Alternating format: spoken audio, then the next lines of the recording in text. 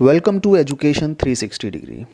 आज के इस वीडियो में हम लोग जानेंगे भारत के विदेश संबंध के बारे में। देखिए, जब भारत नया नया आज़ाद हुआ था 1947 में, तो उस समय भारत के विदेश संबंध या भारत की फॉरेन पॉलिसी उस समय के अंतर्राष्ट्रीय जो परिस्थितियां थीं, उन अंतर्राष्ट्रीय परिस्थितियों के हिसाब से ही तय हुई थी। जब भारत आज़ाद हुआ 1947 में, तो भारत ने एक राष्ट्र के रूप में जो जन्म लिया वो विश्व युद्ध की पृष्ठभूमि में लिया था। जैसा कि आप सभी को पता है कि सन 1945 में जब दूसरा विश्व युद्ध समाप्त हुआ, ख़त्म हुआ, तो उसके बाद भारत सन 1947 में आज़ाद हुआ था। और ऐसी परिस्थितियों में,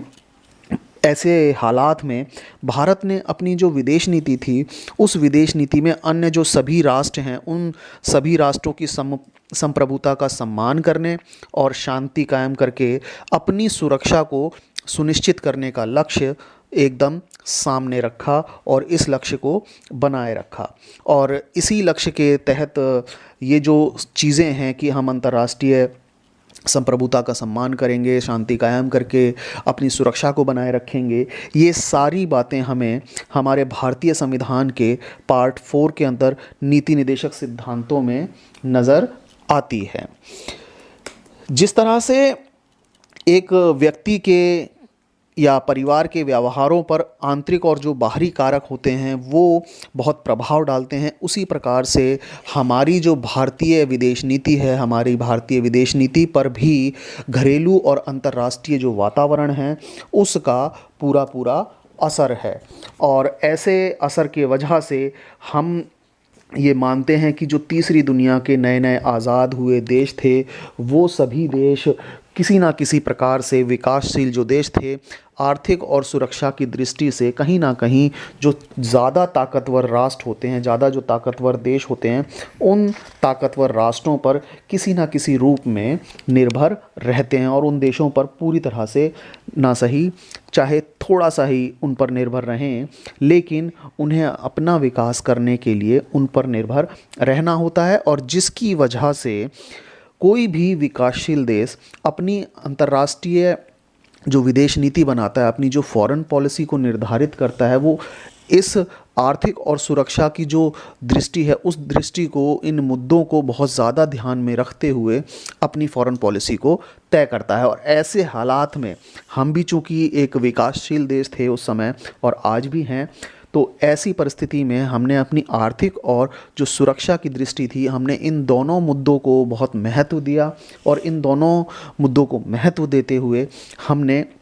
ज़्यादातर जो ज़्यादा ताकतवर देश थे, हम उन पर कहीं ना कहीं थोड़े बहुत निर्भर ज़रूर थे, जिसके चीज़ों को ध्यान में रखते हुए, जिस बात को ध्यान में रखते हुए हम लोगों ने अपनी फॉरेन पॉलिसी को तय किया था। देखें, अब यदि हम बात करें कि भारत की जो फॉरेन पॉलिसी थी, भारत की जो विदेश नीति थी, वो किस सिद्धांत पर सबसे ज़्यादा आधारित थी, तो यदि हम बात करें कि भारत की जो विदेश नीति है वो गुटनिरपेक्षता की नीति पर आधारित थी, तो इसमें कोई दो राय नहीं होंगी, क्योंकि भारत ने हमेशा से ही अपनी विदेश नीति में गुटनिरपेक्षता की नीति को बहुत ही महत्वपूर्ण स्थान दिया है। और यदि हम गुटनिरपेक्षता की नीति की बात करें, तो हम ये बहुत आसानी से कह पाते हैं कि भारत की आज़ादी से पहले नेताजी सुभाष चंद्र बोस ने दूसरा जो विश्व युद्ध हुआ था, उस विश्व युद्ध के दौरान इंडियन नेशनल आर्मी INA का गठन किया था। और इस बात से ये बात बिल्कुल क्लियर कट निकल कर हमारे सामने आती है कि स्वतंत्रता आंदोलन जो चल रहा था भारत का, भारत की आज़ादी का जो आंदोलन चल रहा था, उस आंदोलन के दौरान भारत के विदेश संबंध जो थे, भारत के जो संबंध थे, वो विदेशी राष्ट्रों के साथ भी बन चुके थे। क्योंकि INA के फॉर्मेशन के बाद हमारे जर्मनी और अन्य राष्ट्रों के साथ कहीं ना कहीं संबंध थोड़ा सा ज़्यादा सुदृढ़ हुए थे और हम दूसरे राष्ट्रों का सहयोग लेकर अपनी आज़ादी भी प्राप्त करना चाह रहे थे। और उसी समय जब 1945 के बाद द्वितीय विश्व युद्ध, दूसरा विश्व युद्ध जब ख़त्म हुआ, सेकेंड वर्ल्ड वार की समाप्ति के बाद, और जब भारत की आज़ादी हुई, तो उस समय पूरी दुनिया दो ध्रुवीय विश्व बन रही थी। दो ध्रुवों का पूरी दुनिया के अंदर निर्माण हो रहा था। अब इस दो ध्रुव की बात करें तो हम पहले ये जान भी चुके हैं कई वीडियोस के अंदर कि ये जो दो ध्रुवीय विश्व था, इस दो ध्रुवीय विश्व में एक खेमे की जो अगुवाई की थी वो संयुक्त राज्य अमेरिका ने की थी और दूसरे खेमे की अगुवाई सोवियत संघ ने की थी। इन जो दोनों ही खेमों के बीच में पूरी दुनिया पर विश्व स्तर पर यदि हम बात करें तो आर्थिक तौर पर, राजनीतिक और सैन्य तौर पर टकराव बहुत तेज़ी से चल रहा था इस दौरान। और इसी दौरान संयुक्त राष्ट्र संघ भी अस्तित्व में आया। 1945 में जब दूसरे विश्व युद्ध की समाप्ति हुई तो द्वितीय विश्व युद्ध की समाप्ति के बाद संयुक्त राष्ट्र संघ भी अस्तित्व में आया। और ऐसी स्थिति में जब पूरी दुनिया दो ध्रुवों में बंटती चली जा रही थी, एक ध्रुव जिसकी अगुवाई अमेरिका कर रहा था और दूसरा ध्रुव जिसकी अगुवाई सोवियत संघ कर रहा था, ये दोनों ही गुट अपनी अपनी ताकत बढ़ाने के लिए परमाणु हथियारों का निर्माण शुरू कर चुके थे। इसके साथ साथ चीन में इसी दौरान 1950 के आसपास 1949 के दौरान कम्युनिस्ट शासन की स्थापना भी हुई और बहुत तेज़ी से पूरी दुनिया के अंदर औपनिवेशीकरण की प्रक्रिया भी इसी दौर में चालू हुई थी। और ऐसे में भारत के नेताओं को अपने राष्ट्र हितों को साधने की बहुत ज़्यादा ज़रूरत थी और राष्ट्र हित साधने को लेकर भारत के जो नेता थे उन्होंने अपनी विदेश नीति में इस बात का बहुत ज़्यादा ध्यान रखा कि दो गुट, एक गुट जिसकी अगुवाई अमेरिका कर रहा था, दूसरा गुट जिसकी अगुवाई सोवियत संघ कर रहा था, ऐसे में किसी भी गुट के साथ शामिल ना हुआ जाए। क्योंकि यदि एक गुट के साथ भारत शामिल हो जाता तो जाहिर सी बात है कि दूसरे गुट से प्राप्त होने वाला सहयोग नहीं प्राप्त हो पाता भारत को। ऐसे में भारत ने गुट निरपेक्षता की नीति को अपनाया और ये बिल्कुल क्लियर कट किया कि ना हम अमेरिका के गुट के साथ शामिल होंगे, ना हम सोवियत संघ के गुट के साथ शामिल होंगे, लेकिन तटस्थ बने रहेंगे। जब जब हमें ज़रूरत पड़ेगी अमेरिका और उसके सहयोगी राष्ट्रों की तो हम उनकी मदद लेंगे, जब जब हमें ज़रूरत पड़ेगी सोवियत संघ और उसके सहयोगी राष्ट्रों की तो हम सोवियत संघ और उसके सहयोगी राष्ट्रों की भी मदद लेंगे। तो इस प्रकार से भारत ने गुट निरपेक्षता को अपनी विदेश नीति में जगह दी और आगे चलकर भारत के लिए ये जो नीति थी बहुत कारगर सिद्ध हुई, क्योंकि गुट निरपेक्षता की नीति के कारण ही सोवियत संघ और अमेरिका दोनों ही ग्रुपों का हम लोगों को लाभ मिला, इनसे तटस्थ रहने का फ़ायदा भी मिला। और अंत में तो गुट निरपेक्षता की नीति की वजह से कहीं ना कहीं थोड़ा सा शीत युद्ध को समाप्त करने में, शीत युद्ध को कंट्रोल करने में भी फ़ायदा प्राप्त हुआ था। देखिए, भारत की जो विदेश नीति है, इस विदेश नीति पर भारत के जो विदेश संबंध रहे हैं, हमारे भारत के पहले जो प्रधानमंत्री पंडित जवाहरलाल नेहरू, इनका बहुत प्रभाव रहा है। क्योंकि पंडित जवाहरलाल नेहरू ना सिर्फ स्वतंत्र भारत के पहले प्रधानमंत्री थे, वो प्रधानमंत्री रहने के साथ साथ विदेश मंत्री भी रहे हैं। और इस तरह से पंडित जवाहरलाल नेहरू ने राष्ट्रीय जो एजेंडा तय करने में अपनी निर्णायक भूमिका निभाई, वो बहुत काबिले तारीफ़ थी, जिसकी वजह से आज भी हमारी जो फॉरेन पॉलिसी है, हमारे जो विदेश नीति है, हमारी विदेश नीति पर पंडित जवाहरलाल नेहरू के आइडियाज़ का, उनकी एजेंडों का, उनके कार्यनीति का बहुत असर नज़र आता है। और देखिए, प्रधानमंत्री और विदेश मंत्री रहने के साथ साथ उन्होंने 1946 से लेकर 1964 तक इन दोनों पदों को अपने पास रखा। ऐसे में 1946 से लेकर 1964 तक पंडित जवाहरलाल नेहरू, जो कि भारत के प्रधानमंत्री भी रहे और विदेश मंत्री भी रहे, उन्होंने भारतीय विदेश नीति की जो रचना करी उसका जो क्रियान्वयन किया, उसे जो लागू करने का प्रयास किया, उस पर पंडित जवाहरलाल नेहरू का बहुत ज़्यादा प्रभाव नज़र आता है। इसकी वजह से हम ये मानते हैं कि भारतीय विदेश नीति नेहरू के सिद्धांतों से बहुत ज़्यादा प्रभावित रहती है। और ऐसे में पंडित जवाहरलाल नेहरू ने भारतीय जो विदेश नीति तय की, उस विदेश नीति के कुछ उद्देश्य रहे, जिसमें से 3 उद्देश्य बहुत ही ज़्यादा प्रमुख हैं। देखें, सबसे पहला भारतीय विदेश नीति का जो उद्देश्य था, अपनी संप्रभुता को कायम रखना। भारतीय विदेश नीति का सबसे इम्पॉर्टेंट आस्पेक्ट 1947 में भारत की आज़ादी के बाद ये था कि भाई देखिए, हम नए नए राष्ट्र बने हैं, हम नए नए आज़ाद हुए हैं, तो हम अपनी संप्रभुता को कायम रखेंगे। संप्रभुता मतलब सरकार अपने निर्णय स्वयं लेगी, अन्य किसी राष्ट्र या अन्य किसी गुट के जो बाहरी, जो विदेशी जो राष्ट्र है या बाहरी जो कोई गुट है, उस गुट के दबाव में आए बिना सरकार अपने निर्णय लेगी। तो भारतीय विदेश नीति का जो सबसे अहम और सबसे महत्वपूर्ण पहला उद्देश्य था वो यही था कि भारतीय विदेश नीति इस प्रकार से बनाई जाएगी, इस प्रकार से तय की जाएगी जिसमें भारतीय संप्रभुता कायम रहेगी। इसके बाद भारतीय विदेश नीति का जो दूसरा इम्पोर्टेंट उद्देश्य था वो उद्देश्य है क्षेत्रीय अखंडता को बनाए रखना। देखिए, भारतीय विदेश नीति 1947 में भारत की आज़ादी के बाद पंडित जवाहरलाल नेहरू ने जो बनाई, उसका एक अहम उद्देश्य ये था कि हम अपनी क्षेत्रीय अखंडता को बनाए रखेंगे और अपनी क्षेत्रीय अखंडता को बनाए रखने का प्रयास पूरी तरह से करते रहेंगे। देखिए, भारतीय विदेश नीति का जो अंतिम और तीसरा उद्देश्य था वो उस समय ये था कि 1947 में हम नए नए आज़ाद हुए थे। अब आज़ादी के बाद हमें बहुत तेज़ गति से आर्थिक विकास करना है। तो अब इस तेज़ गति से आर्थिक विकास करने के उद्देश्य से ही हम अपनी विदेश नीति भी तय करें। और तेज़ गति से आर्थिक विकास करना है तो सबसे बड़ा और अहम उद्देश्य ये था कि उस समय जो विश्व दो ध्रुवीय बन रहा था, उस दो ध्रुवीय विश्व से, दोनों खेमों से कहीं ना कहीं समान दूरी बनाए रखो, तटस्थ बने रहो और यदि ज़रूरत पड़े तो अमेरिका और अमेरिका के सहयोगी राष्ट्रों का साथ लो, यदि आवश्यकता पड़े तो सोवियत संघ के खेमे का भी साथ लो, और इन दोनों खेमों का सहयोग लेकर ही हम आर्थिक विकास कर सकते थे।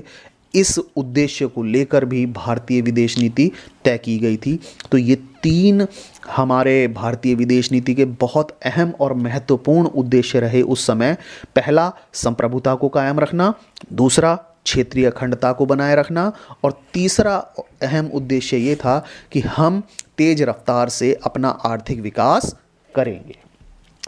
देखिए, इसके अलावा भारतीय विदेश नीति जो बनी, भारत के जो विदेश संबंध बने, उसमें एक बहुत महत्वपूर्ण पहलू ये था कि हमने दोनों खेमों से दूरी बनाए रखने का पूरा उपाय सोच लिया था और इसी उद्देश्य से हमने गुटनिरपेक्षता की नीति को अपनाया। और भारत में, क्योंकि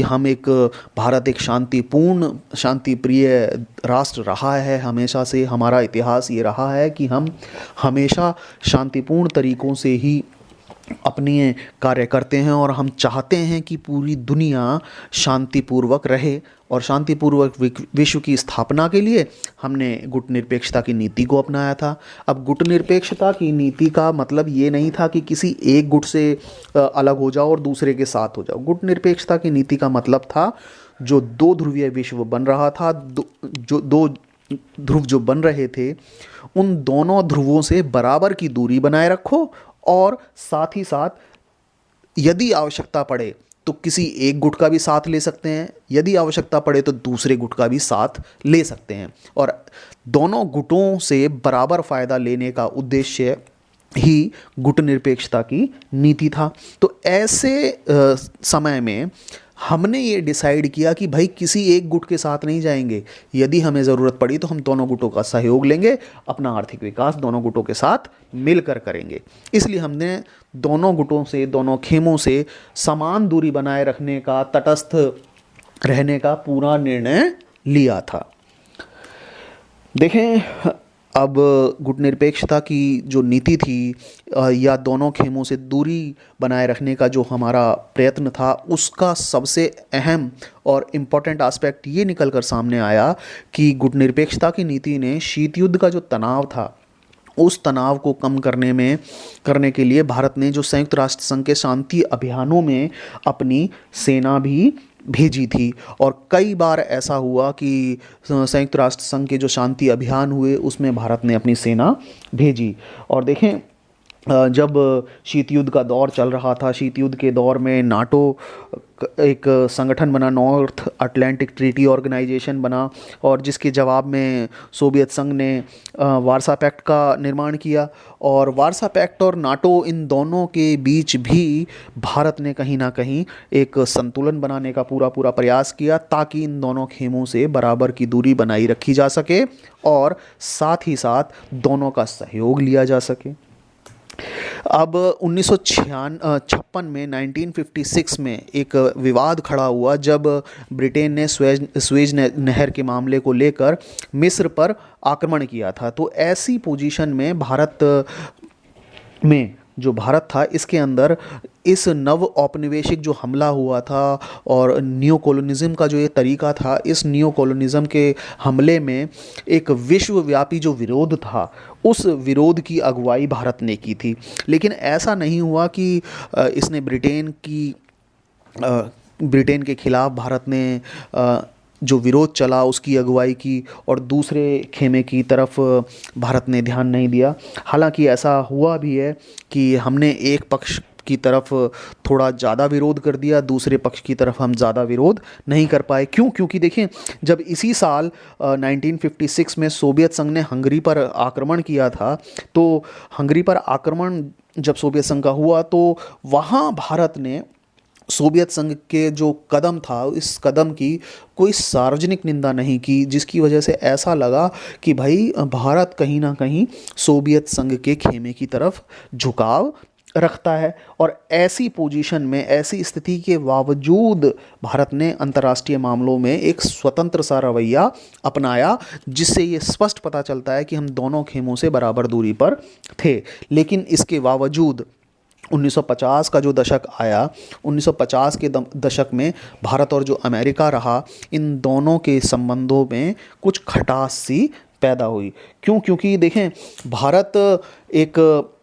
विकासशील देश था और विकासशील देशों को गुटनिरपेक्षता की नीति के बारे में ये बात बिल्कुल आश्वस्त थी कि भाई पाकिस्तान तो अमेरिका के साथ सैन्य गठबंधन में शामिल हो गया है, और सैन्य गठबंधन में जब शामिल हुआ तो इसकी वजह से हमें ऐसा लगने लगा कि भाई कहीं ना कहीं अमेरिका पाकिस्तान को सपोर्ट कर रहा है और हम थोड़ा सा सोवियत संघ से करीब थे। और इस करीबी को लेकर अमेरिका कहीं ना कहीं भारत से जो सोवियत संघ की दोस्ती थी, इस दोस्ती को लेकर भी नाराज रहा था। और यदि हम 1947 के एशियाई रिलेशंस की बात करें, यदि हम ये बात करें कि इन दोनों खेमों से दूरी बनाने के बाद क्या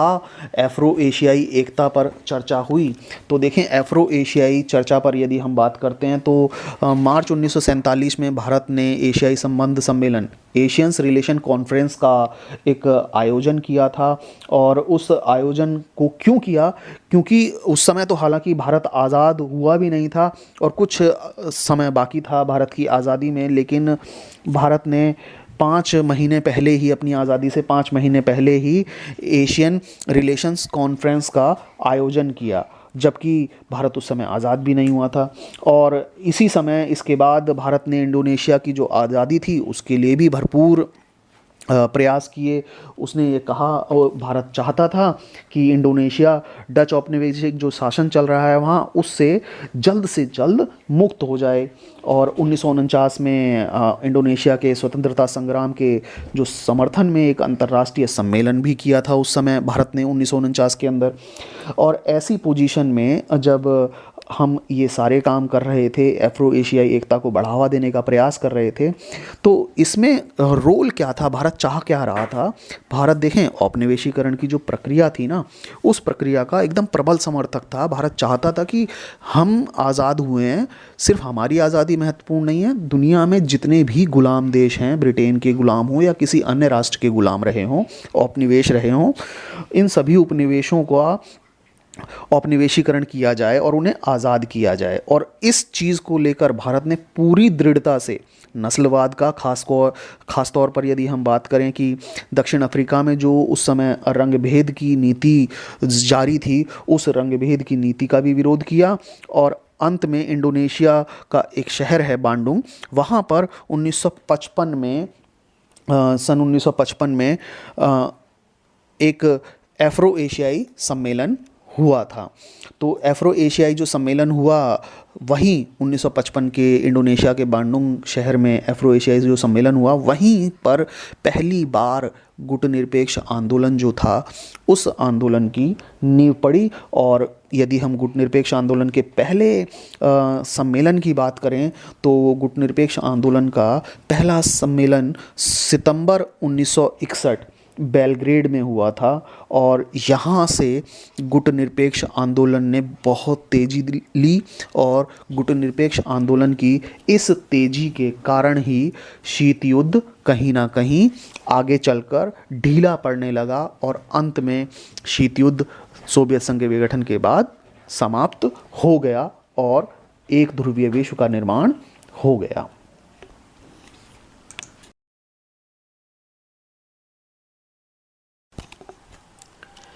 आइए अब चर्चा करते हैं भारत और चीन संबंधों की। देखिए, सन 1947 में जब भारत आज़ाद हुआ तो भारत की आज़ादी के बाद सन 1949 में चीन में एक साम्यवादी क्रांति हुई थी। और चीन की इस साम्यवादी क्रांति के बाद चीन में कम्युनिस्ट सरकार की स्थापना हुई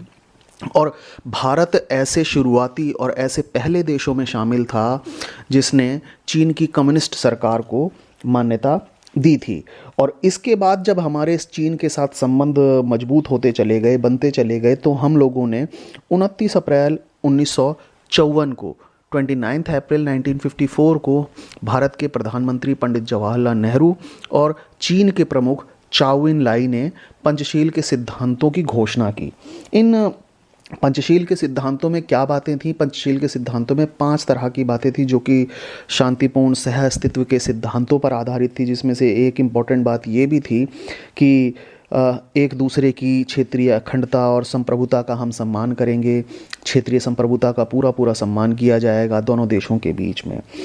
इसके बाद जब हम लोगों के बीच ये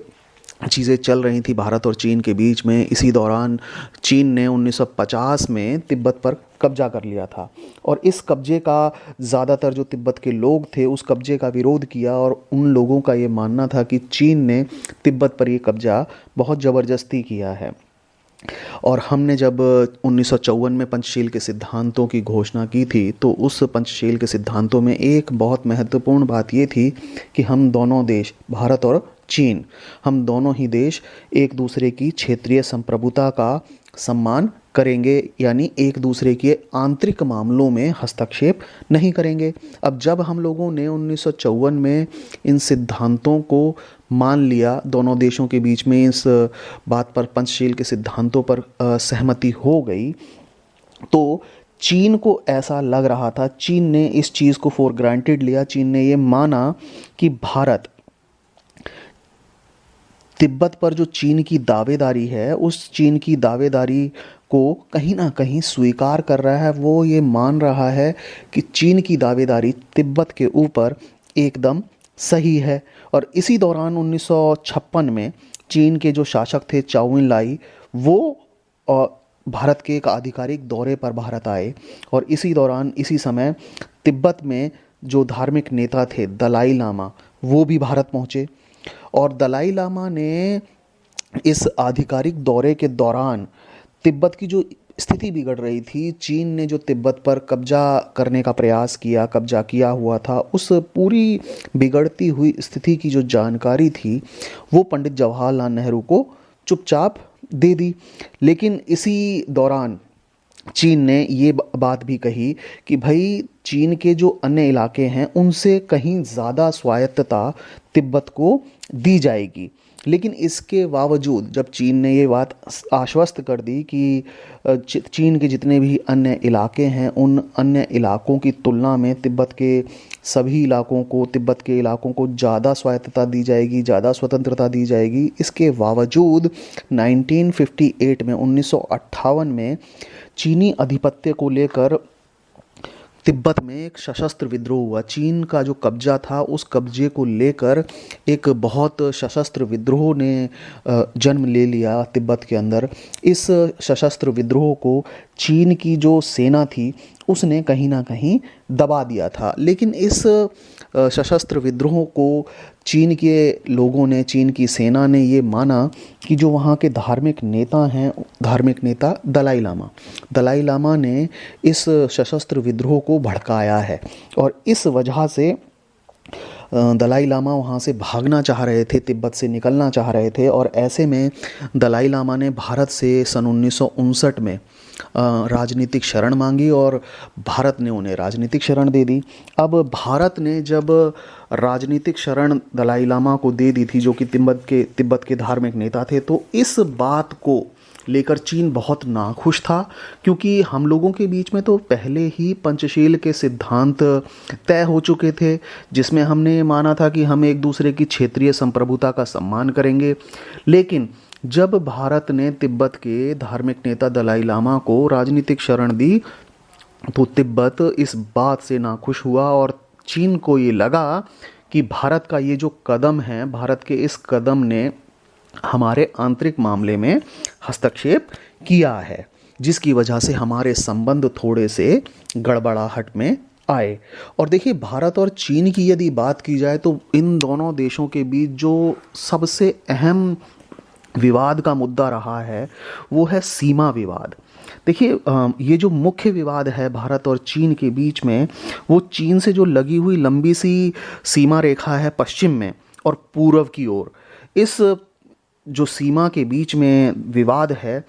उस विवाद को लेकर हमारे संबंध हमेशा खटाई में रहे हैं। चीन ने भारतीय भू क्षेत्र में जो पड़ने वाले दो इलाके हैं, देखिए हमारा जो बॉर्डर है दो तरफा कहीं ना कहीं चीन के साथ मिलता है। एक तो हमारा जो जम्मू कश्मीर का इलाका है, लद्दाख वाला हिस्सा, वहाँ अक्साई चीन नाम से जो जगह है वो, और साथ ही साथ अरुणाचल प्रदेश का जो हिस्सा है, इस अधिकांश हिस्से पर इस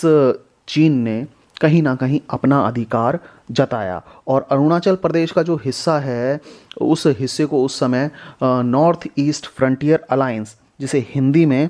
उत्तर पूर्वी सीमांत कहा जाता था, इस हिस्से को लेकर हमारे बीच में कहीं ना कहीं चीन का अधिकार मानता है और चीन से हमारे संबंध इस मुद्दे पर बने रहे हैं। और 1957 से लेकर 1959 के बीच में, 1957 से 1959 के बीच में, चीन ने जो अक्साई चीन है उस इलाके पर कब्जा कर लिया और राजनीतिक बढ़त को बनाने के लिए, अपनी उस इलाके पर राजनीतिक पकड़ बनाने के लिए एक बहुत लंबी सड़क का निर्माण किया, जिससे ये तय हो सके कि भाई ये हिस्सा तो ऑलरेडी चीन का है। क्योंकि वहाँ तो सड़क बनी हुई है। ऐसे में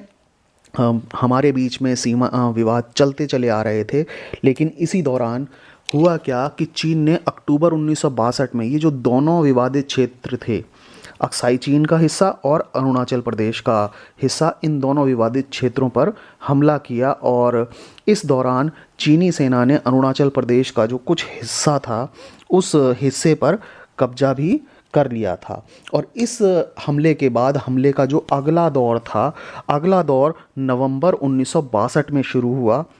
और इस बीच लद्दाख से जो लगा हुआ पश्चिमी मोर्चे पर भारतीय सेना जो थी, उस भारतीय सेना ने पश्चिमी मोर्चे पर तो चीन की जो बढ़त थी वो कहीं ना कहीं रोक ली थी। पश्चिमी मोर्चे पर थोड़ा सा चीन को स्टॉप कर दिया था। लेकिन पूर्व के हिस्से में चीनी सेना बहुत आगे तक बढ़ी और असम के मैदानी जो इलाके थे वहाँ तक पहुँच गई। और हमारे बीच में झड़पें 1962 में बहुत ज़्यादा हुई। 1962 के इस युद्ध में हमें हार का भी सामना करना पड़ा। आखिरकार इस हार की वजह से भारत की जो छवि थी अंतर्राष्ट्रीय स्तर पर और हमारे देश के अंदर, कहीं ना कहीं हमारी छवि को बहुत ज़्यादा धक्का लगा। क्योंकि देखिए, उस समय हमारी सरकार के ऊपर ये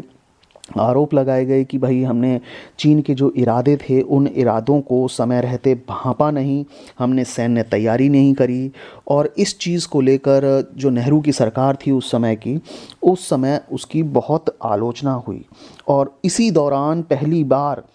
पंडित जवाहरलाल नेहरू की जो सरकार थी उनके खिलाफ अविश्वास प्रस्ताव भी लाया गया और उस अविश्वास प्रस्ताव पर लोकसभा के अंदर बहस भी हुई। इसके बाद तुरंत बाद की जब हम बात करें 1962 में जब चीन के साथ युद्ध हुआ और अविश्वास प्रस्ताव सरकार के खिलाफ जब भारतीय संसद में आया था, उसके बाद कांग्रेस ने कुछ महत्वपूर्ण जो उपचुनाव हुए उन उपचुनावों में हार भी हुई कांग्रेस की और इससे देश का जो राजनीतिक दौर था वो बदलने लगा, राजनीतिक परिस्थितियाँ कहीं ना कहीं बदलने लगीं। अब देखिए इसके अलावा हमारे देश के ऊपर 1962 के चीन के साथ जो हमारा युद्ध हुआ, संघर्ष हुआ, इसका सिर्फ सरकार पर ही असर नहीं पड़ा, सरकार के अलावा विपक्षी दलों पर भी इसका पूरा पूरा असर हुआ। इस युद्ध में चीन और सोवियत संघ के जो बढ़ते हुए मतभेद थे उससे कम्युनिस्ट पार्टी, भारतीय कम्युनिस्ट पार्टी जिसे भाकपा कहा जाता है, भाकपा के अंदर भी उठापटक बहुत ज़्यादा हुई और भाकपा, भारतीय कम्युनिस्ट पार्टी 1964 में दो टुकड़ों में बट गई। पहला टुकड़ा जो सोवियत संघ का समर्थन करने वाला खेमा था वो भारतीय कम्युनिस्ट पार्टी भाकपा के अंदर ही रहा, लेकिन ऐसा खेमा भारतीय कम्युनिस्ट पार्टी का जो कि चीन का समर्थन करता था वो अलग पार्टी उसने निर्माण की, उसने अलग पार्टी का निर्माण किया जिसे हम भारतीय कम्युनिस्ट पार्टी मार्क्सवादी के नाम से जानते हैं। और देखिए इतना भारतीय और चीन संबंधों के बीच में खटास का दौर रहा और यदि हम वर्तमान समय में भी बात करें तो चीन कहीं ना कहीं लद्दाख के बहुत सारे हिस्सों पर हमें अक्सर परेशान करता है। अक्सर समाचारों में, न्यूज़पेपर्स में ये खबरें छपती हैं कि चीन ने लद्दाख के किसी हिस्से पर या नॉर्थ ईस्ट के किसी हिस्से पर हम लोगों की सीमा को लांघने का प्रयास किया है, जिससे भारत और चीन के संबंध बहुत ज़्यादा स्मूथ नज़र नहीं आते हैं। आइए चर्चा करते हैं भारत और पाकिस्तान संबंधों पर। देखिए पाकिस्तान का जो निर्माण हुआ, पाकिस्तान का निर्माण भारत से अलग होकर हुआ था और भारत से पाकिस्तान धर्म के आधार पर अलग हुआ और 14 अगस्त 1947 को पाकिस्तान एक स्वतंत्र राष्ट्र के रूप में दुनिया के सामने आया और पाकिस्तान का निर्माण हुआ। जब भारत सन 1947 में आज़ाद हुआ था तो 1947 में भारत के अंदर 565 देसी रियासतें थीं, 565 देसी रियासतें थीं। इन 565 देसी रियासतों को उस समय 3 ऑप्शन मिले थे। इन देसी रियासतों के पास पहला ऑप्शन ये था कि वो पाकिस्तान के साथ शामिल हो जाएं और पाकिस्तान का हिस्सा बन जाएं। दूसरा ऑप्शन इनके पास ये था कि वो भारत के साथ शामिल हो जाएं और भारत का हिस्सा बन जाएं। इनके पास तीसरा ऑप्शन ये था कि ये ना तो भारत के साथ शामिल हों और ये ना ही पाकिस्तान के साथ शामिल हों और ये अलग और स्वतंत्र राष्ट्र बन जाएं। और 1947 में जम्मू कश्मीर जो था, जम्मू कश्मीर एक ऐसी देसी रियासत था जहां पर राजशाही थी। यहाँ के जो शासक थे सन 1947 में, यहाँ के शासक राजा हरि सिंह हुआ करते थे और 1947 में कश्मीर की जो देसी रियासत थी, इस देसी रियासत को लेकर भारत और पाकिस्तान के बीच में लंबा विवाद चला। ये लंबा विवाद 1947 में शुरू हुआ और काफ़ी लंबे समय तक इस विवाद में काफ़ी उतार चढ़ाव आए, जिसकी वजह से भारत और पाकिस्तान के संबंध बहुत ही ज़्यादा खटास में पड़ गए, बहुत ज़्यादा तनाव में रहे हैं भारत और पाकिस्तान के संबंध। इन संबंधों पर अब हम चर्चा कर लेते हैं। देखिए 1947 में जब कश्मीर देशी रियासत के शासक राजा हरि सिंह ने ये डिसाइड किया कि भाई वो ना तो पाकिस्तान के साथ शामिल होकर पाकिस्तान का हिस्सा बनेंगे और ना ही भारत के साथ शामिल होकर भारत का हिस्सा बनेंगे, बल्कि जम्मू कश्मीर एक अलग राष्ट्र का निर्माण होगा, और ऐसा राजा हरि सिंह ने डिसाइड किया था। और एक स्वतंत्र राज्य बनने के लिए इन्होंने ना ही भारत के साथ समझौता किया, ना ही पाकिस्तान के साथ समझौता किया, जबकि पाकिस्तानी जो लोग थे, पाकिस्तानी जो नेता थे, उनका ये मानना था कि कश्मीर, जम्मू कश्मीर जो है वो पाकिस्तान से ही संबंधित है। क्यों? क्योंकि यहाँ की जो आबादी थी वो ज़्यादातर आबादी मुस्लिम थी और यहाँ के जो लोग थे उनकी स्थिति को बहुत अलग नज़रिए से पाकिस्तानी लोग देखा करते थे और पाकिस्तानी जो नेता थे उनका नज़रिया कश्मीर देसी रियासत को लेकर बहुत ही अलग किस्म का था। यहाँ जम्मू कश्मीर में एक लीडर हुए शेख अब्दुल्ला जो कि नेशनल कॉन्फ्रेंस के लीडर थे, उनके नेतृत्व में उस समय एक बहुत जन आंदोलन चला। और वो बेसिकली चाहते क्या थे, शेख अब्दुल्ला ये चाहते थे कि भाई राजा जो हरि सिंह हैं वो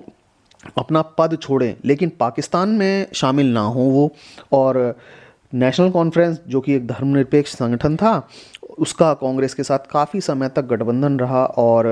राष्ट्रीय राजनीति में इसके जो प्रमुख नेता थे शेख अब्दुल्ला के मित्र थे, और इनमें नेहरू भी शामिल थे। तो इनकी नेहरू के साथ और कांग्रेस के लीडर्स के साथ काफ़ी करीबी संबंध रहे शेख अब्दुल्ला के, जिसकी वजह से ये चाहते तो ये थे कि भाई कैसे भी कर कर राजा हरि सिंह जो है वो अपनी गद्दी से उतर जाएं, लेकिन वो पाकिस्तान में शामिल ना हो और एक अलग राष्ट्र बने या जैसी भी पोजीशन बने उसमें वहाँ उनकी राजनीति, शेख अब्दुल्ला की राजनीति चमक जाए। अब हुआ क्या, जैसे ही राजा हरि सिंह ने ये डिसाइड किया कि भाई हम अलग स्वतंत्र राष्ट्र बनेंगे, उसी समय पाकिस्तान ने अक्टूबर 1947 में पाकिस्तान के जो कबायली थे उन्होंने जम्मू कश्मीर की देसी रियासत में घुसपैठ करना शुरू करी। और कश्मीर की जो देसी रियासत में जब उन्होंने घुसपैठ करना शुरू की तो उस समय उस घुसपैठ का नतीजा ये हुआ कि वो काफ़ी अंदर तक जम्मू कश्मीर के घुस के चले आए थे। ऐसे पोजीशन में राजा हरि सिंह ने उन कबायलियों को रोकने का पूरा प्रयास किया, लेकिन उनके प्रयास कहीं ना कहीं असफल हुए, जिसकी वजह से राजा हरि सिंह ने भारतीय सेना से भी मदद मांगी। और भारत से मदद जब मांगी तो भारत ने उनकी मदद की, और भारत ने जब ये मदद उपलब्ध कराई तो पाकिस्तानी कबायलियों को भारतीय सेना ने कहीं ना कहीं खदेड़ने का पूरा प्रयास किया और काफ़ी हद तक उन्हें कंट्रोल करने का प्रयास किया। लेकिन इस पूरे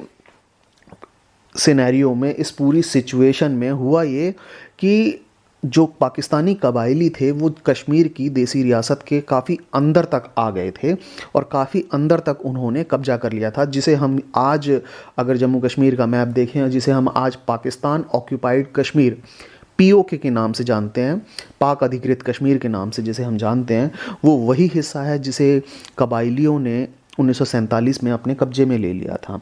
लेकिन इस समय जब राजा हरि सिंह ने हेल्प मांगी और भारत ने जब सैन्य मदद की, इसी बीच में भारत की जो सरकार थी, उस भारत की सरकार ने महाराजा हरि सिंह से भारतीय संघ में विलय पत्र पर जो दस्तावेज़ था, विलय पत्र, उस पर सिग्नेचर करा लिए। और एक बात ये भी उन दोनों के बीच में उस समय एग्री हुई कि जैसे ही स्थितियां सामान्य होंगी,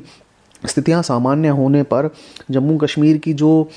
जनता है, जम्मू कश्मीर की जनता से जनमत संग्रह कराया जाएगा कि वो भारत के साथ शामिल होना चाहते हैं या नहीं होना चाहते हैं। और इस तरह से जम्मू कश्मीर के साथ ये विलय पत्र सिग्नेचर हुआ और जम्मू कश्मीर ने भारत के साथ अपना विलय पर सहमति दे दी थी। और इसी दौरान सन 1948 में जब मार्च में शेख अब्दुल्ला जम्मू कश्मीर राज्य के प्रधानमंत्री बने थे, तब वहाँ पर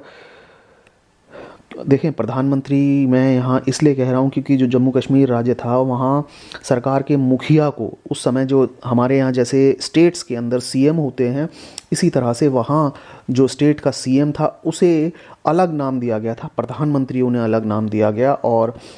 इसलिए मैंने यहाँ जम्मू कश्मीर के प्रधानमंत्री बनने की बात कही है कि 1948 में शेख अब्दुल्ला जम्मू कश्मीर जो स्टेट था उसके प्रधानमंत्री बने। और भारत और जम्मू कश्मीर के बीच में स्वायत्तता बनाए रखने को लेकर भी आपस में सहमति हुई और इस वजह से 1954 में राष्ट्रपति के एक आदेश के द्वारा भारतीय संविधान में अनुच्छेद 370 जो है इनपुट किया गया और इसके द्वारा जम्मू कश्मीर को एक विशेष राज्य का दर्जा दिया गया और इसे इस स्वायत्तता को एक संवैधानिक दर्जा भी प्रदान किया गया था। इस विशेष दर्जे के हिसाब से, इस अनुच्छेद 370 के हिसाब से जो जम्मू कश्मीर था उसे स्वायत्तता तो दी ही गई, साथ ही साथ वहाँ का अपना संविधान, अपना गान, अपना झंडा अवेलेबल हुआ। और साथ ही साथ उनके साथ एक पोजीशन और हासिल हुई उन्हें कि भारतीय संसद के द्वारा बनाया गया कोई भी कानून वहाँ तब तक लागू नहीं हो सकता था जब तक वहाँ की विधानसभा इस बात पर सहमति ना दे दे कि भारतीय संघ के द्वारा बनाया गया, भारतीय संसद के द्वारा बनाया गया कानून वहाँ लागू होना चाहिए। तो इस तरह से 1947 में ये जो कश्मीर की देसी रियासत को लेकर जो समस्या चली वो काफ़ी लंबे समय तक चली, और जैसा कि हम लोग सभी जानते हैं कि अभी कुछ सालों तक कहीं ना कहीं धारा 370 बहुत ही ज़्यादा विवादित मुद्दा रही है। और ऐसे में Jammu and Kashmir reorganisation bill 2019 के द्वारा धारा 370 को भारतीय संविधान से हटा दिया गया है, जिसके बाद अब जम्मू कश्मीर एक राज्य ना होकर बल्कि दो अलग अलग केंद्र शासित प्रदेशों में बदल गया है, एक जम्मू दूसरा लद्दाख। तो अब वर्तमान समय में 370 के द्वारा जो जम्मू कश्मीर का विशेष राज्य का दर्जा था वो समाप्त हो गया है और अब ये भारतीय संघ का हिस्सा है, जिसको दो अलग अलग केंद्र शासित प्रदेशों में बांट दिया गया है। इसके बाद देखिए, यदि हम बात करें कि क्या 1947 में जो विवाद शुरू हुआ था जम्मू कश्मीर मुद्दे को लेकर भारत और पाकिस्तान के बीच में, क्या यही विवाद रहा, तो इसका आंसर है नहीं। 1965 में भी हमारी लड़ाई जो है वो कहीं ना कहीं पाकिस्तान के साथ हुई, और उससे पहले के सिनेरियोज़ पे चर्चा कर लेते हैं। देखिए 1960 में पंडित जवाहरलाल नेहरू और जनरल अयूब खान, इन दोनों के बीच में सिंधु नदी जल बंटवारे को लेकर हस्ताक्षर हुए थे, और ऐसा वर्ल्ड बैंक की मध्यस्थता के कारण हो रहा था, क्योंकि देखिए विश्व बैंक जो था उसकी मध्यस्थता से नदी जल की में जो हिस्सेदारी को लेकर चला रहा एक बहुत लंबा विवाद था हमारे बीच में कि सिंधु नदी का जो जल है उसका बंटवारा होना चाहिए, और वर्ल्ड बैंक ने मीडिएशन किया, जिसकी वजह से ये विवाद जो है भारत और पाकिस्तान के बीच में इस पर ठीक ठाक अमल होता चला आया। और इस वक्त हमारे जो प्रधानमंत्री थे पंडित जवाहरलाल नेहरू, 1962 में उनकी डेथ हुई। उसके बाद हमारे अगले जो प्रधानमंत्री बने वो लाल बहादुर शास्त्री जी बने, और उन्होंने 1962 में पंडित जवाहरलाल नेहरू की मृत्यु के बाद भारत के प्रधानमंत्री का पद संभाला था। और अप्रैल 1965 में पाकिस्तान ने गुजरात का जो कच्छ इलाका है वहाँ पर एक सैनिक हमला बोला। उसके बाद जम्मू कश्मीर में अगस्त और सितंबर 1965 के महीने में बड़े पैमाने पर बहुत भारी हमला किया था, जिसकी वजह से पाकिस्तानी नेताओं को ये उम्मीद थी कि इस हमले का जम्मू कश्मीर की जनता समर्थन करेगी, लेकिन ऐसा हुआ नहीं। ऐसा हुआ क्या, कश्मीर के जो मोर्चे थे उस पर पाकिस्तानी सेना की जो बढ़त थी उसे रोकने के लिए प्रधानमंत्री जो लाल बहादुर शास्त्री जी थे हमारे, उन्होंने पंजाब की सीमा की तरफ जवाबी जो हमला था उसे करने का अपना आदेश जारी किया, और दोनों देशों के बीच में एक बहुत संघर्ष हुआ, बहुत ज़्यादा घनघोर लड़ाई हुई, और भारत की जो सेना थी बढ़ते हुए लाहौर के काफ़ी नज़दीक तक 1965 में पहुंच गई थी। लेकिन देखिए, जैसा कि आप सब जानते हैं, आप सब इस बात से अवगत हैं कि लड़ाई झगड़े से कभी किसी का भला नहीं हुआ है, और ना ही इस लड़ाई में भारत का भला होने वाला था और न ही पाकिस्तान का। अंत में दोनों देशों को झुकना पड़ा, और संयुक्त राष्ट्र संघ के हस्तक्षेप से 1965 में ये जो भारत और पाकिस्तान के बीच लड़ाई हो रही थी वो लड़ाई बंद हुई। और भारत के जो प्रधानमंत्री लाल बहादुर शास्त्री जी थे और पाकिस्तान के उस समय जनरल अयूब खान, इन दोनों ने शांति बनाए रखने के लिए सन 1966 में ताशकंद में एक समझौता किया, और ये ताशकंद समझौता बहुत ज़्यादा विवाद का विषय रहा है, क्योंकि ताशकंद समझौते के दौरान ही हमारे प्रधानमंत्री लाल बहादुर शास्त्री जी की मौत हुई थी, और उस मौत की वजह से भारत और पाकिस्तान के जो संबंध थे वो कहीं ना कहीं थोड़ा सा गड़बड़ाए भी थे। हालांकि 1965 की जो लड़ाई थी उस लड़ाई में भारत ने पाकिस्तान को बहुत ज़्यादा सैन्य क्षति पहुंचाई थी, बहुत ज़्यादा उसका नुकसान किया था, लेकिन ऐसा नहीं है कि सिर्फ उसमें पाकिस्तान का ही नुकसान हुआ था। भारत को भी काफ़ी कठिन आर्थिक जो स्थिति थी उस आर्थिक स्थिति से लड़ना पड़ा, और बहुत ज़्यादा बोझ भारतीय अर्थव्यवस्था पर भी पड़ा था। भारत और पाकिस्तान के बीच जब 1965 की लड़ाई हुई तो उसके बाद भी भारत और पाकिस्तान के संबंध बहुत ज़्यादा स्मूथ नहीं चले हैं। भारत का जो पाकिस्तान के साथ तनाव भरा संबंध था वो लगातार जारी रहा। देखिए, हम बांग्लादेश युद्ध पर चर्चा करेंगे 1971 पर, लेकिन उससे पहले हम ये जान लेते हैं कि जो भारत से अलग करके पाकिस्तान बनाया गया था उसमें अलग करने का जो मुद्दा था वो धर्म था। और भारत में उस समय सबसे ज़्यादा मुस्लिम आबादी जो आज हम पाकिस्तान देखते हैं उस क्षेत्र में थी, और दूसरा आज जिसे हम बांग्लादेश के नाम से जानते हैं उस क्षेत्र में मुस्लिम आबादी बहुत ज़्यादा हुआ करती थी। और इन दोनों ही इलाकों को भारत से अलग करके एक नए राष्ट्र पाकिस्तान का निर्माण किया गया था, जिसे हम आज पाकिस्तान कहते हैं। ये उस समय पश्चिमी पाकिस्तान हुआ करता था 1947 में, 1971 से पहले, 1970 से लेकर 1947 से लेकर 1971 के बीच में। और जिसे हम आज बांग्लादेश कहते हैं ये सन 1971 से पहले पूर्वी पाकिस्तान के नाम से जाना जाता था। देखिए, 1970 में जब पाकिस्तान के जो आम चुनाव हुए उस समय एक बहुत बड़ा संकट पाकिस्तान के सामने आया। और पाकिस्तान के ये पहले ऐसे आम चुनाव थे जहां पर जो चुनावों के नतीजे आए वो बहुत ज़्यादा बाइफरकेटेड थे, बहुत ज़्यादा अलग किस्म के थे। यहाँ जुल्फ़िकार अली भुट्टो की एक जो पार्टी थी, उनकी पार्टी पश्चिमी पाकिस्तान में जीती, और शेख मुजीबुर रहमान की जो पार्टी थी अवामी लीग, वो पूर्वी पाकिस्तान में उसने कामयाबी हासिल की थी। अब देखिए, यहाँ हो क्या रहा था, पश्चिमी पाकिस्तान के जो लोग हैं उनकी भाषा, उनका कल्चर बिल्कुल मुस्लिम कल्चर से मिलता जुलता था, लेकिन उन लोगों का ये मानना था कि जो पूर्वी पाकिस्तान के लोग हैं वो मुस्लिम कल्चर से उनका कल्चर मैच नहीं खाता है, उनकी भाषा मैच नहीं करती है, जिसकी वजह से कहीं ना कहीं जितनी पाकिस्तान की सरकारें निर्मित हुई 1947 के बाद, उन्होंने बहुत भेदभाव किया पूर्वी पाकिस्तान की जनता के साथ। ज़्यादातर डेवलपमेंट का पैसा, ज़्यादातर डेवलपमेंट पर, विकास पर ध्यान देने वाले जो कार्य थे वो सारे के सारे पश्चिमी पाकिस्तान में हुए और पूर्वी पाकिस्तान को पिछड़े हुई नज़रों से देखा गया, जिसकी वजह से पूर्वी पाकिस्तान के जो लोग थे वो कहीं ना कहीं नाखुश थे। और जब इस तरह से वो नाखुश थे, दोयम दर्जे का उनके साथ बर्ताव हो रहा था, तो इस बर्ताव का उन्होंने विरोध भी किया। और पूर्वी पाकिस्तान की जो जनता थी, इस जनता ने पार्टी को वोट ही नहीं दिया जुल्फ़िकार अली भुट्टो, सिर्फ पश्चिमी पाकिस्तान में ही विजय हासिल कर पाई। और इन्होंने पूर्वी पाकिस्तान में एक जो लीडर रहे शेख मुजीबुर रहमान, इन्होंने अपना लीडर समझते हुए, इन्होंने अपने दुख दर्द बांटने के लिए, एक नई सरकार बनाने के लिए मुजीबुर रहमान को कामयाबी दिलाई थी। अब जब इन्हें कामयाबी मिल गई तो भाई मामला कहीं ना कहीं अवामी लीग की तरफ से अपनी डिमांड रखने का भी आया। और ऐसी पोजीशन में सन 1971 में शेख मुजीब को गिरफ्तार कर लिया गया, शेख मुजीबुर रहमान को अरेस्ट कर लिया गया। और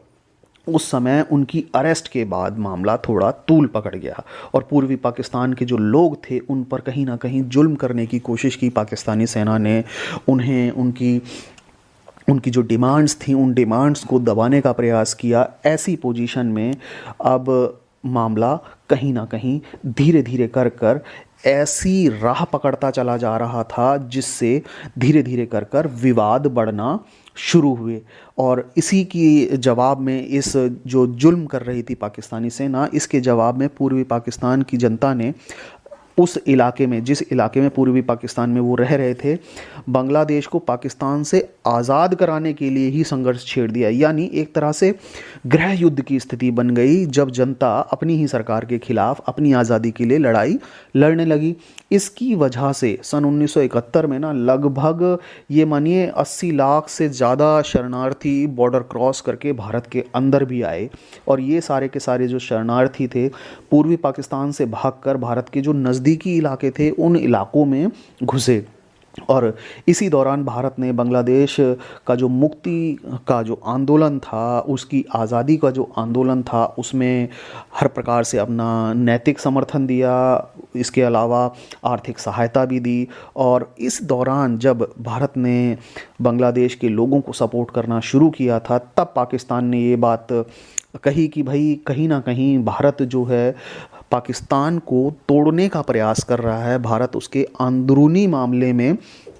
कहीं ना कहीं हस्तक्षेप कर रहा है। और जब इस तरह से मामला चलना शुरू हुआ तो पाकिस्तान की जो जनता थी, बांग्लादेश की जो जनता थी, पूर्वी पाकिस्तान की जनता, उसने पाकिस्तान से मुक्ति का आंदोलन काफ़ी तेज किया। लेकिन इसी दौरान देखिए, एक अमेरिकी जो राष्ट्रपति थे,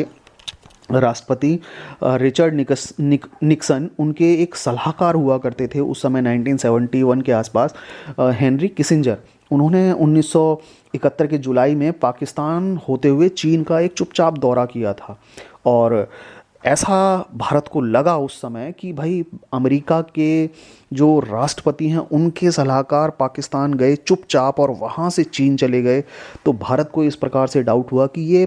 तो एक तरह से धुरी बन रही है अमेरिका की, पाकिस्तान की और चीन की, और ये तीनों मिलकर कहीं ना कहीं भारत को पीछे करना चाहते हैं, भारत पर दबाव डालना चाहते हैं। और इसी वजह से सन 1971 में भारत सोवियत संघ की तरफ थोड़ा सा ज़्यादा झुका। और उस झुकाव का एक नतीजा उस समय सामने आया कि शांति और मित्रता को बनाए रखने के लिए सोवियत संघ और भारत के बीच में एक 20 वर्षीय संधि भी हुई उस समय, उस दौरान। और इस संधि में भारत को इस बात का आश्वासन मिला सोवियत संघ की तरफ से कि यदि हमला होता है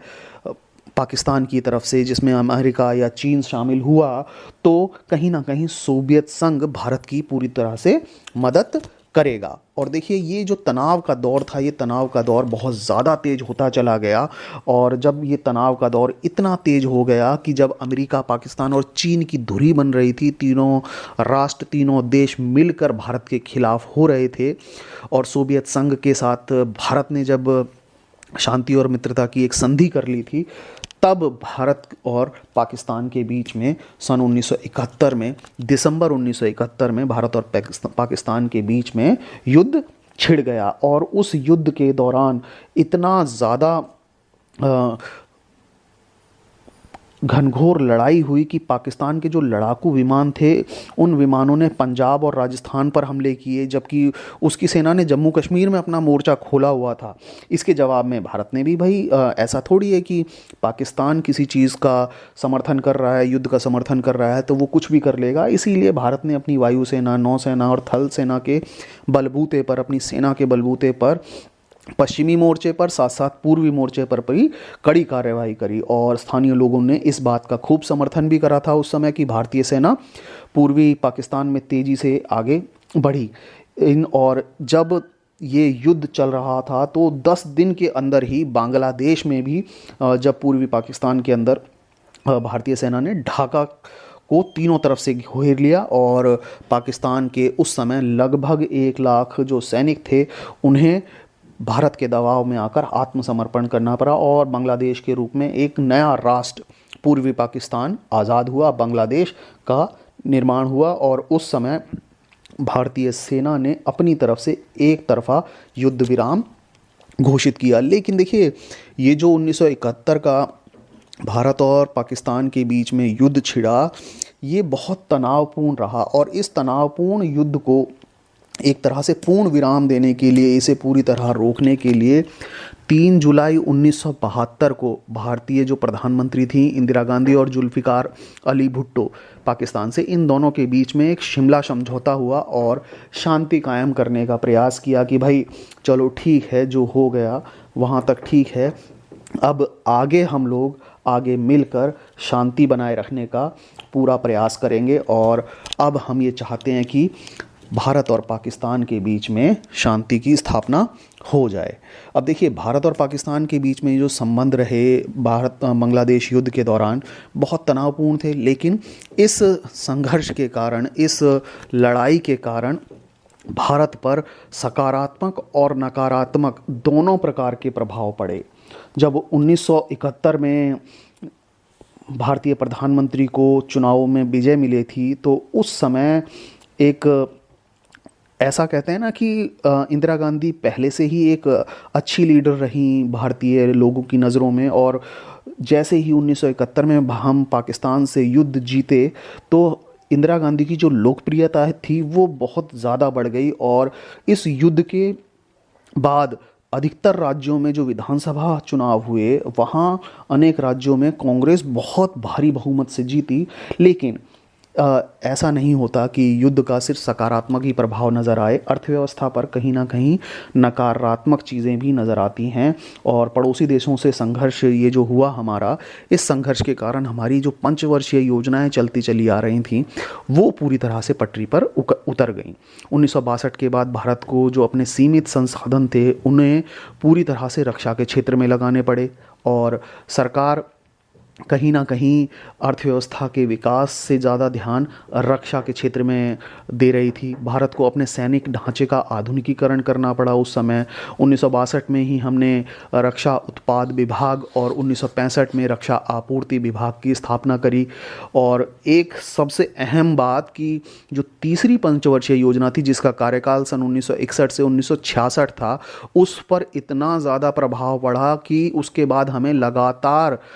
3 एक साल की योजनाएं बनानी पड़ी और 3 एक वर्षीय योजनाओं पर अमल हुआ। इसके बाद कहीं जाकर आखिरी में चौथी पंचवर्षीय योजना जो 1969 में ही शुरू हो पाई। तो कुल मिलाकर यदि हम ये माने कि क्या भारत और पाकिस्तान के संबंधों का 1971 के जो भारत और पाकिस्तान के बीच युद्ध हुआ उसका सकारात्मक ही हमारी इमेज पर प्रभाव पड़ा। हमारी इमेज ज़रूर थोड़ी सी दुनिया में बन गई कि भाई हम एक कमज़ोर राष्ट्र नहीं हैं, किसी भी हमले का जवाब दे सकते हैं, लेकिन इसने हमारी अर्थव्यवस्था पर बहुत बुरी तरह से नकारात्मक प्रभाव भी डाले थे। और ऐसा नहीं है कि भारत और पाकिस्तान के बीच संबंध सिर्फ यहीं रुक गए। इसके बाद हम लोगों ने 1999 में कारगिल में पाकिस्तान के साथ लड़ाई लड़ी जिसमें भारत पूरी तरह से विजयी रहा। और पाकिस्तान की ये आदत में शुमार हो गया है कि वो अक्सर बॉर्डर के इलाकों में कहीं ना कहीं सीज़ फायर करता रहता है, कहीं घुसपैठ करता रहता है, जिसकी वजह से भारत और पाकिस्तान के संबंध जो हैं वो पूरी तरह से तनावपूर्ण लगातार बने हुए हैं। और कहीं भी उसमें थोड़ा सा विराम जरूर आ जाता है, लेकिन उस विराम को पाकिस्तान कहीं ना कहीं अशांति में बदल देता है। आइए चर्चा करते हैं भारत की परमाणु नीति पर। देखिए, भारत जब सन 1947 में आज़ाद हुआ तो भारत की आज़ादी के बाद से ही भारत को बहुत तेज़ गति से आधुनिक भारत का निर्माण करना था। और नेहरू जी हमेशा ये चाहते थे, भारत के जो पहले प्रधानमंत्री थे उनका ये विश्वास था कि विज्ञान और टेक्नोलॉजी के आधार पर ही, उन दोनों को बेस बनाकर ही भारत का बहुत तेज़ गति से औद्योगिक विकास किया जा सकता है। और औद्योगिकरण की ये जो नीति रही, इसका एक बहुत महत्वपूर्ण घटक था परमाणु कार्यक्रम। और 1947 में जब भारत आज़ाद हुआ, उसकी आज़ादी के तुरंत बाद ही पंडित जवाहरलाल नेहरू ने 1940 का जो दशक रहा, आखिरी जो समय रहा, उसके दौरान ही होमी जहांगीर बाबा के डायरेक्शन में ये सारी चीज़ें सौंपी थी और परमाणु कार्यक्रम जो था उनके डायरेक्शन में चला दिया। और भारत का जो अपना व्यू था वो ये था कि भारत परमाणु परीक्षण करेगा या परमाणु शक्ति संपन्न राष्ट्र बनना जरूर चाहता है, लेकिन उसका बेस क्या होगा? उसका बेस सिर्फ यही है कि भाई देखिए, हम एक शांतिपूर्ण देश हैं और शांतिपूर्ण उद्देश्यों को इस्तेमाल के लिए भारत अणु ऊर्जा बनाना चाहता है। और इसी उद्देश्य की पूर्ति के लिए भारत ने इस सारे काम को जारी रखा। लेकिन भारत परमाणु टेस्ट करता उससे पहले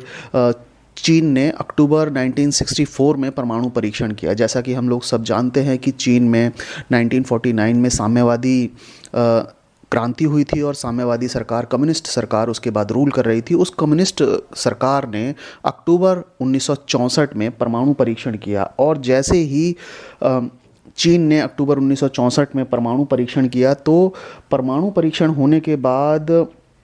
चीन जो है संयुक्त राज्य अमेरिका, यूएसए, सोवियत संघ, ब्रिटेन, फ्रांस के साथ साथ चीन, ये सारी कंट्रियां जो कि संयुक्त राष्ट्र संघ की सुरक्षा परिषद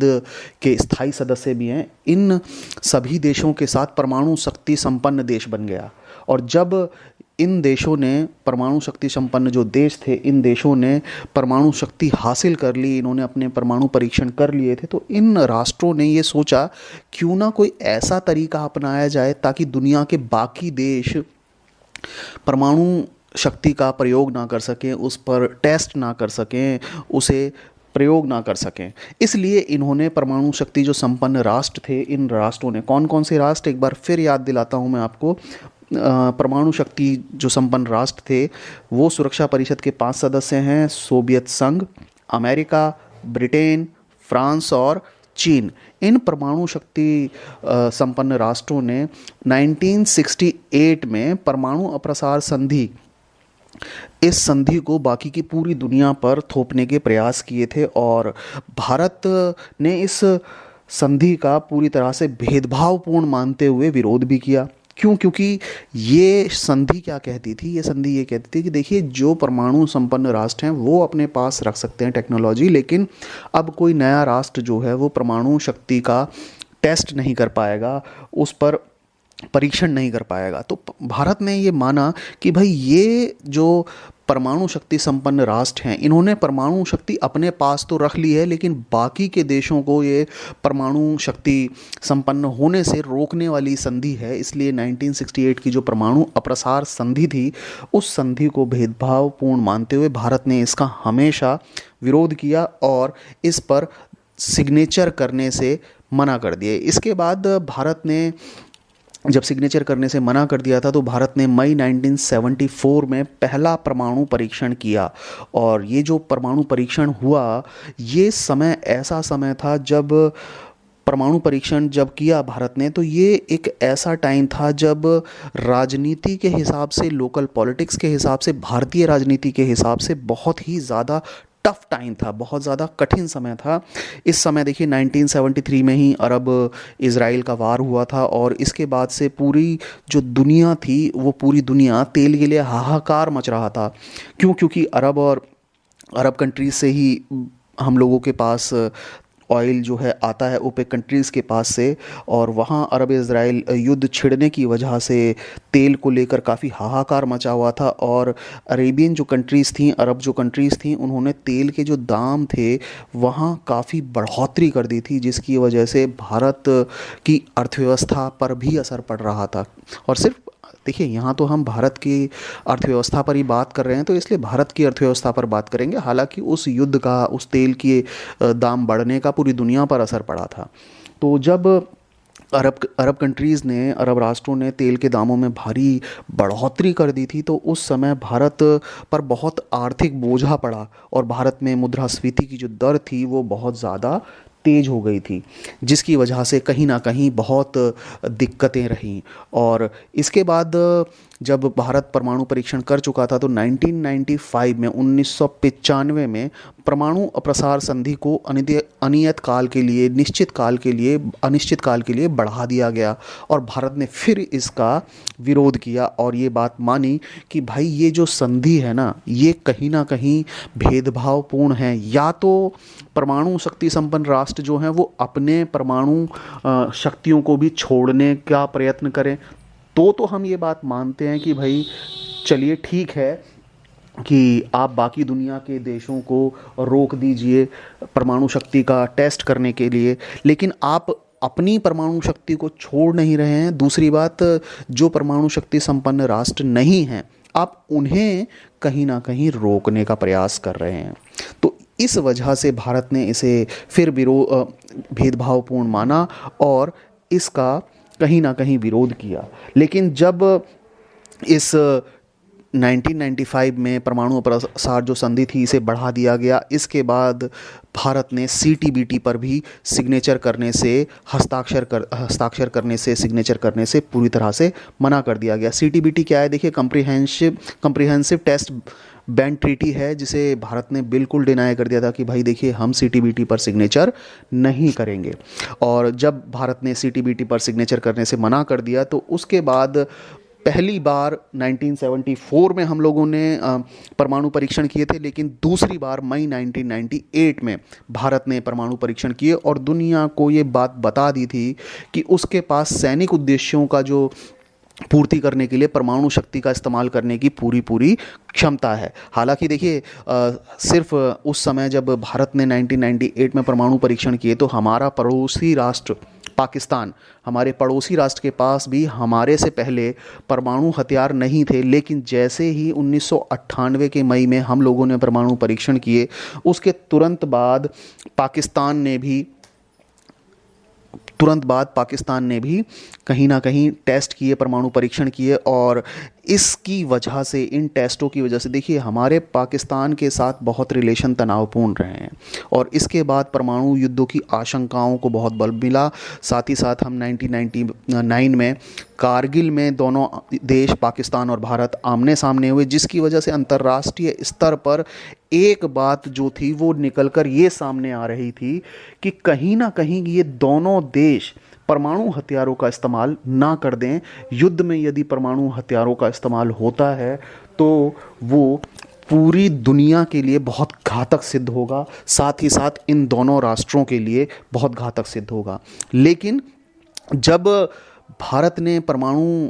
शक्ति का परीक्षण कर लिया था, परमाणु बमों का टेस्ट कर लिया था 1998 में, तो भारत ने एक चीज़ बहुत क्लियर कर दी थी कि भाई देखिए, भारत परमाणु संपन्न राष्ट्र बन गया है, लेकिन भारत इन परमाणु हथियारों का प्रयोग सिर्फ अपनी रक्षा के लिए करेगा और इन हथियारों का परमाणु शक्ति का प्रयोग पहले नहीं करेगा। यानी भारत का उद्देश्य परमाणु नीति को लेकर एकदम क्लियर रहा है कि हम एक शांतिपूर्ण राष्ट्र हैं, हम एक शांतिपूर्ण देश हैं। यदि हमारी रक्षा को खतरा होगा तो हम परमाणु हथियारों का प्रयोग करेंगे, लेकिन यदि हमारी रक्षा को किसी भी प्रकार का खतरा नहीं हुआ तो हम इन परमाणु हथियारों का प्रयोग पहले किसी भी कीमत पर नहीं करेंगे।